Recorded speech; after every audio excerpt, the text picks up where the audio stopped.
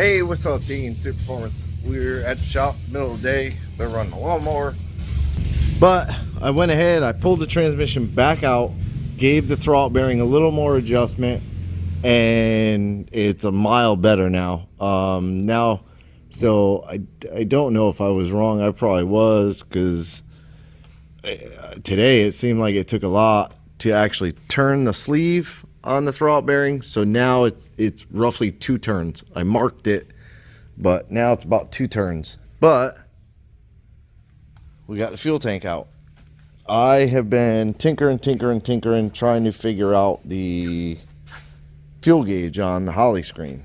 And I took the tank down. It keeps giving me an overload on the meter. Oh, I'm pointing that way. It keeps giving me like an overload on the meter when you go to ohm it out. And this one's like a 240 to something. I can't remember exactly what the ohms are on the factory sender. So I dropped the tank, I disconnected it, popped the sending unit out, I ohmed it, and I just basically stays on OL, basically an overload, which is not right. So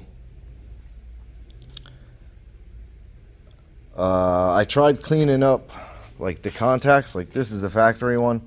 I tried cleaning like the contacts. You can see they're brighter. I tried bending them a little bit, bending that contact down to the potentiometer, and it's very jittery. So I could feel it off right there, like if I just ever so slightly like touch it. Now mind you, the pin goes through a bracket, but it just didn't feel right. And it really wouldn't read good. It would kind of in and out. So I remembered I had this sending unit. This is like a universal sending unit that you drill a hole and put in a tank. And it's 73 to 10 ohms. So I think it's 73 full, 10 empty. I'm going to make sure I write it down. I'm going to ohm it out. But so basically to ohm these out, you just go to ground, which this bracket should be ground. Yep, throw that over there. Go to ground. Then you reset your meter to the horseshoe looking thing, that's ohms. So see how it's on like an OL? I don't know if it's overload or what, but if you watch, oh, and then you go to where the signal wire connects to it. And now you could see, oh vey. It's very hard to hold, I'll tell you that much.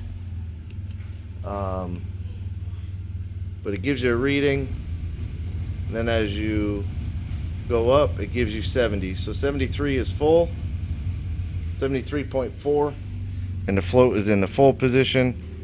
Then as you go to empty, it's so hard to hold on there. It comes down to 10. So like I was saying, 73 is full, 10 is empty. This works. I basically snapped the old one off the side of this. You can see the 2 holes here and the 2 holes here. That popped that one out, and then I just drilled a couple of holes. Well, I had it upside down first, but I drilled a couple of holes. I bolted that piece in. So now that's in, and I just set the float so that it's kind of level with the bottom of the pump. It's not 100% because I want to give them like a reserve. And then once it swings up, this shoves in about 1 inch. So it'll tap out full like right before the tank is absolutely slap full. So this should work out, and then all I should have to do is go back into the screen and change this setting under what I have in the Holley screen. And I'm trying to get all that done today. This is the piece I melted in. I melted in like a big metal piece, and then yanking the tank out today, I wasn't very careful and ended up breaking that piece back out, which sucks. But I think I have a little bit of a different solution to seal that up a little bit better. So I'm going to get that done. Then I got to put a new return fitting in over here. I'll get that in, and yeah, it should work. There's a hole up in there that I filled with like the plastic welder stuff.